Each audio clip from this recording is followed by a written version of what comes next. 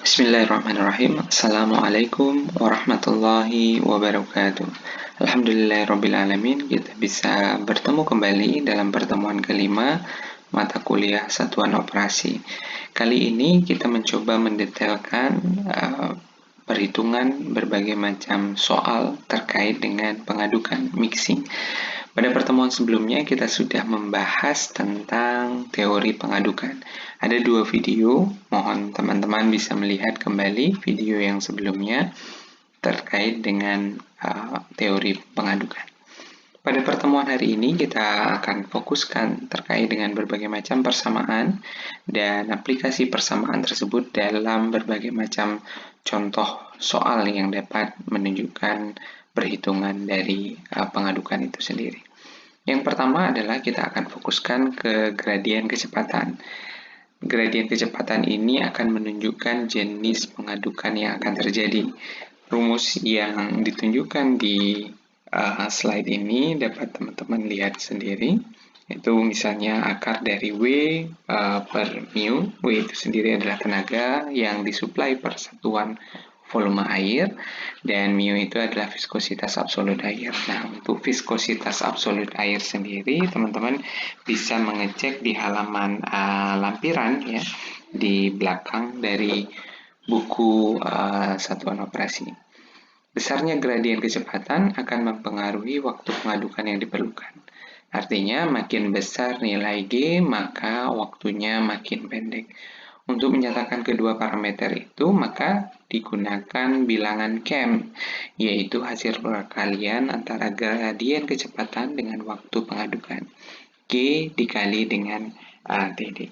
Teman-teman semuanya bisa mengecek kembali di buku satuan operasi halaman 109 sampai 111 yang menunjukkan perbedaan waktu detensi dan nilai G untuk setiap jenis pengadukannya. Semakin cepat nilai G, waktu detensinya, maka nilai G yang ditunjukkan maka semakin besar pula. Selain yang kedua menunjukkan adalah nilai P sangat ditentukan. Jadi nilai tenaga pengadukan sangat bergantung pada metode pengadukan yang digunakan. Pada pengadukan mekanis, ada 2 metode untuk menghitung nilai tenaga pengadukan itu sendiri. Misalnya yang pertama adalah P sama dengan KT N pangkat 3 dikali dengan DI pangkat 5 dikali dengan nilai berat jenis. Untuk NRE lebih dari 10.000. Nah, sedangkan NRE kurang dari 20, nilai P dapat dihitung dengan nilai KL kali N pangkat 2 dikali DI pangkat 3 dan dikali M. Nah, sedangkan nilai Reynolds-nya sendiri, NRE itu adalah nilai Reynolds. Nilai Reynolds dapat dihitung dengan DI pangkat 2 dikali N dikali densitas dibagi dengan mu. Nah, sedangkan kriteria impeller, teman-teman dapat mengecek di tabel ya. Tabel yang ada di slide selanjutnya. Jadi ini adalah tabel yang teman-teman bisa cek sendiri yang setiap jenis propeller, impeller yang digunakan akan berbeda nilai KL dan KT. Di sini kriteria impeller ada sedikit kekeliruan, teman-teman bisa ngecek di halaman 118, tabel 5.5 ya. Sedangkan rumus yang ditampilkan di sini, teman-teman bisa mengeceknya di halaman 117 ya. Mudah-mudahan bukunya bisa juga segera dibuka ya. Baik, rumus-rumus yang tadi untuk nilai menggunakan KT dan KL, rumus tersebut digunakan untuk model pengadukan dengan gambar seperti yang ada di sini. Jadi motor digunakan di atas dan di sini akan ada impeller atau propeller yang digunakan. Baik menggunakan satu kompartemen saja atau dipasangkan, ada kompartemen 1, kompartemen 2, dan kompartemen 3. Dan 3 kompartemen seperti ini dapat diatur kecepatan RPM-nya. Misalnya di sini untuk pengadukan cepat, kemudian di sini untuk pengadukan lambat, dan semakin jauh kompartemen instrumennya, semakin lambat pula pengadukan yang terjadi. Sedangkan untuk pengaduk model pedal wheel seperti yang ditunjukkan pada halaman 119 misalnya, dengan gambar misal di halaman teman-teman bisa lihat di halaman 114 nomor gambar 510 flokulator dengan model pedal wheel tegak lurus dengan aliran air. Nah, perhitungannya, persamaan untuk menghitung tenaga pengadukannya dapat digunakan yang ditampilkan di halaman 119, nilai CD dengan nilai CD. P sama dengan CD dikali A dikali densitas dikali dengan V pangkat 3 dibagi 2. Nah, nilai CD-nya sendiri dihadirkan dalam tabel 5.6 ya. Ada rasio LI per WI dan nilai CD itu sendiri.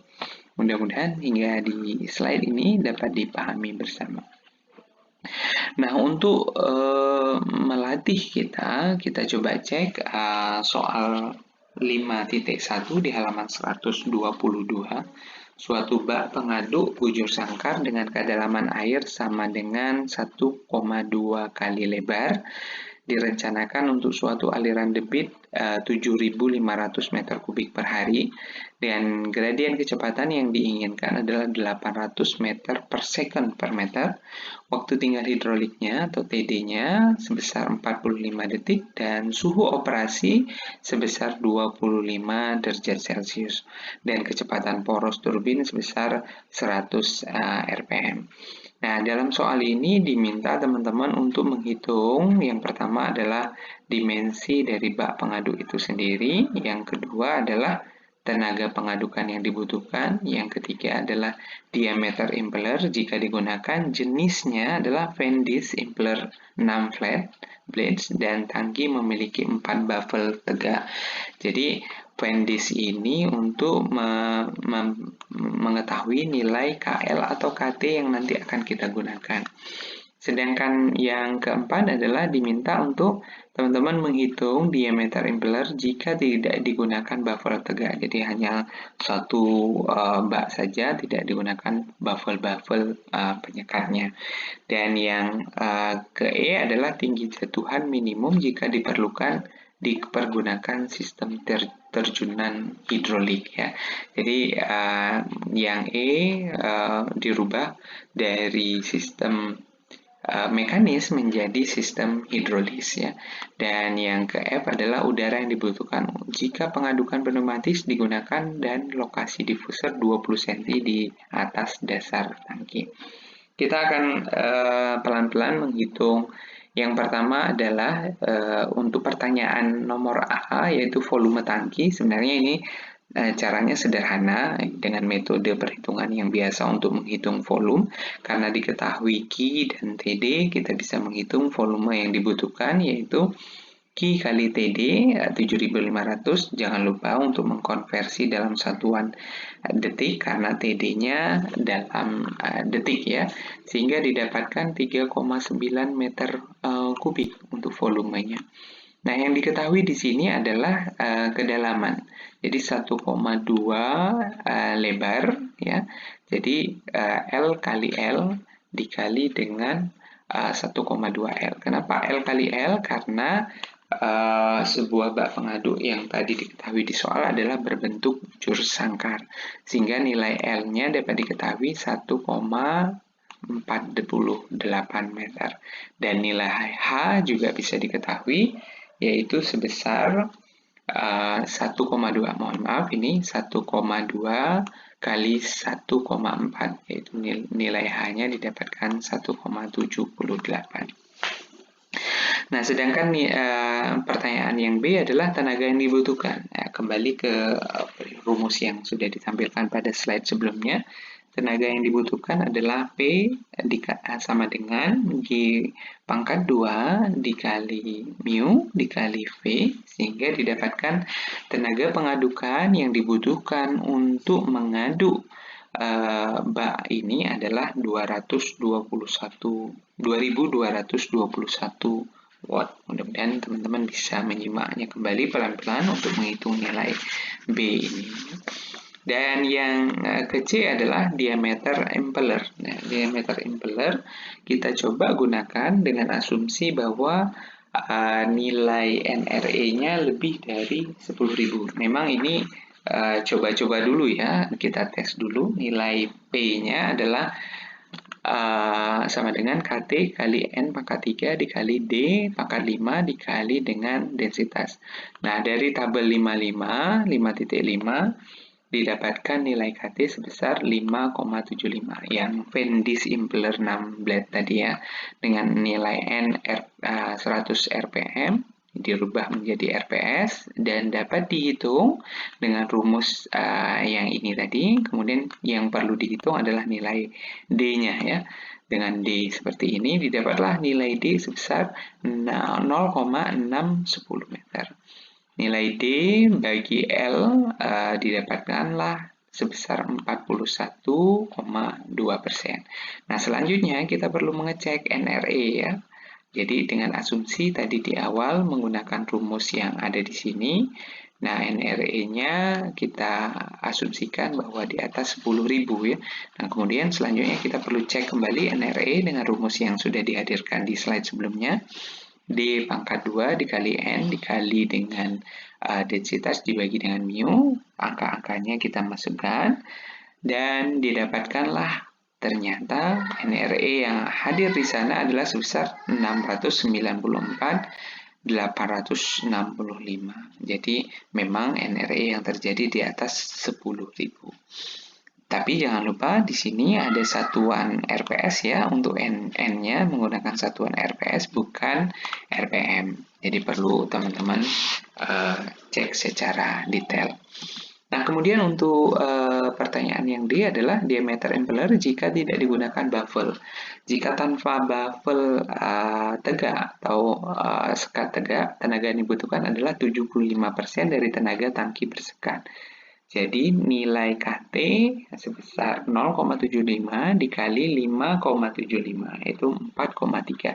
Dengan menggunakan rumus yang seperti pada jawaban nomor C dapat dihitung, hanya berubah nilai KT-nya saja, yaitu DI menjadi 0,65. Jadi DI dibagi dengan LB didapatlah 43,9%. Nah, untuk menjawab sebelum menjawab pertanyaan yang E dan F terkait dengan hidrolis dan pneumatis, perlu dicek kembali persamaan untuk pengadukan hidrolis. Untuk hidrolis ditampilkan pada halaman 119, persamaan 57 dan persamaan 58. Silakan dicek dulu. Dan persamaan 514 pada halaman 112 untuk tenaga pengadukan dengan model pneumatis. Nah, seperti yang kita sudah bahas di slide sebelumnya, hidrolis dan pneumatis ini sudah dijelaskan pada slide atau video sebelumnya. Nah, dengan rumusan tersebut dapat dihitung untuk sistem hidrolis, didapatlah nilai H yang terjadi di sana adalah sebesar 2,62 karena pertanyaannya adalah berapa tinggi jatuhan minimum jika dipergunakan dengan sistem terjunan hidrolis. Kita ingin menghitung dengan nilai agar dapat didapatkan nilai G 800, berapa tinggi jatuhan yang harus didapatkan. Jadi tinggi jatuhan yang harus disediakan sebesar 2,62 meter. Nah, sedangkan untuk pertanyaan F, jika diinginkan dengan sistem pneumatis, berapa udara yang dibutuhkan jika lokasi diffuser adalah 20 cm di atas dasar tangki. Nah, kita ketahui tadi di awal kita sudah bisa menghitung nilai H dengan perhitungan volume tadi 1,78 M dikurang dengan 0,2 meter sehingga didapat nilai H adalah sebesar 1,58. Dengan rumusan untuk perhitungan pneumatis kita bisa menghitung bahwa udara yang perlu disuplai dalam bak ini adalah sebesar 9,26 meter kubik per menit. Mudah-mudahan bisa dipahami karena contoh soal ini pun sebenarnya sudah ada jawaban di halaman 122 sampai 124 di contoh soal. Jangan lupa teman-teman semuanya untuk ketik di kolom komentar postingan materi ini di Google Classroom dengan NIM ganjil, NIM plus koagulasi, ketik koagulasi, dan untuk NIM genap, NIM plus flokkulasi. Sebagai bukti kehadiran kita semuanya di kelas online ini. Ingat, mengisi absensi hanya di jam perkuliahan saja. Nah, kita beranjak ke soal berikutnya adalah contoh soal 5.3 ya, di halaman 127. Diminta kita untuk merancang sebuah flokkulator berkanal bevel channel dengan aliran horizontal untuk mengolah air dengan kapasitas 12.000 meter kubik per hari. Flokkulator ini akan dibagi dalam 3 ruang dengan masing-masing gradien kecepatan yang semakin kecil ya, 75, 35, dan 20 lit per detik. Waktu flokkulasi keseluruhan adalah 24 menit dan suhu airnya adalah 25 derajat Celcius. Dinding kanal memiliki nilai koefisien kekasaran sebesar 0,3 dan panjang flokkulator ditetapkan sebesar 12 meter dengan kedalaman kanal 1,2 meter. Sebelumnya teman-teman perlu cek terlebih dahulu persamaan 512 dan 513 di halaman 121. Jadi ada jumlah kanal dalam flokkulator untuk aliran horizontal dan jumlah kanal flokkulator untuk aliran vertikal. Mudah-mudahan bisa dipahami perbedaan antara horizontal dan vertikal ini. Kita coba untuk menghitung flokkulator pertama. Jadi flokkulator pertama dipisahkan dulu dengan nilai G 75 detik dan waktu tinggal hidroliknya sebesar 8 menit tadi ya. Oke, baik. Selanjutnya adalah yang pertama, total volume flokkulator yang dibutuhkan dengan volume sama dengan 24 menit dikali dengan 12.000 meter kubik tadi ya. 12.000 meter kubik adalah nilai Q yang ada, yang masuk di sana. Kenapa 24 menit? 24 menit adalah waktu flokkulasi keseluruhan dikali dengan 1 hari per 1400 untuk konversi satuan dari hari menjadi menit. Sehingga total volume flokkulator adalah sebesar 200 meter kubik. Nah, dari 200 meter kubik ini kita tentunya bisa menghitung lebar flokkulator. Jadi kenapa lebar? Karena ini adalah sistem horizontal. Kita butuh lebar. Jadi dari volume 200 meter kubik dibagi dengan 12 meter dikali dengan 1,2 kedalamannya. 12 meter sudah diketahui di soal, 1,2 juga sudah diketahui di soal. Sehingga lebar flokkulator yang ada adalah sebesar 13,89. Nah, karena ada 3 bak yang ada 3 kompartemen yang dimiliki oleh flokkulasi ini, jadi bisa dihitung 14 meter. Jadi 14 meter adalah penggenapan ya, penggenapan dari angka 13,89. Ini bahasannya sudah pernah kita bahas di kelas. Jadi pas pembangunan memang banyak penggenapan yang dilakukan. Dari 14 meter dibagi dengan 3, karena 3 kompartemen, didapatlah sebesar 4,7 lebar per kompartemennya. Nah, karena suhu yang digunakan ada 25 derajat Celcius, kita bisa cek di halaman belakang, di lampiran, didapatlah angka mu dan angka densitas untuk suhu air tersebut. Nah, sehingga kita bisa menghitung jumlah kanal yang dibutuhkan untuk flokkulator pertama menggunakan rumus yang ada di halaman 121 tadi, ya. Untuk 121 tadi, untuk rumusan yang dipakai adalah rumus 512 yang pertama ya. Didapatlah jumlah kanalnya sebesar 31. Jadi banyaknya sekat-sekat yang terjadi pada flokkulator pertama adalah 31. Jadi perlu diingat ya. Kemudian jarak antar skat, ya, jarak antar skat yang perlu dihitung adalah karena tadi lebarnya adalah 12 meter, jadi 12 meter lebar baknya 12 meter dibagilah skatnya adalah 31, sehingga jarak antar skatnya adalah 0,39 meter. Dan head loss yang terjadi dengan rumusan head loss kita bisa menghitung sebesar 0,25 meter. Jadi 0,25 meter menjadi beda tinggi ya, beda tinggi antara flokulator yang pertama, ini adalah tinggi airnya, dan tinggi air di flokulator yang kedua punya beda tinggi sebesar 0,25 meter. Mudah-mudahan bisa dipahami ya. Nah, untuk latihan di contoh soal ini sudah dihitung untuk kompartemen kedua dan kompartemen ketiga menggunakan rumusan yang sama. Yang berbeda hanya nilai G-nya saja ya, nilai G. Sedangkan nilai TD-nya dianggap sama 8 menit. Jadi dari total keseluruhan 24 menit tadi dibagi menjadi 3 sehingga didapatlah 8 menit untuk masing-masing kompartemen. Sehingga didapatlah jumlah N-nya, jumlah skatnya adalah 0,19, jarak antar skatnya 12 dibagi dengan 19 ini didapatlah 0,63 dan head loss-nya adalah 0,5.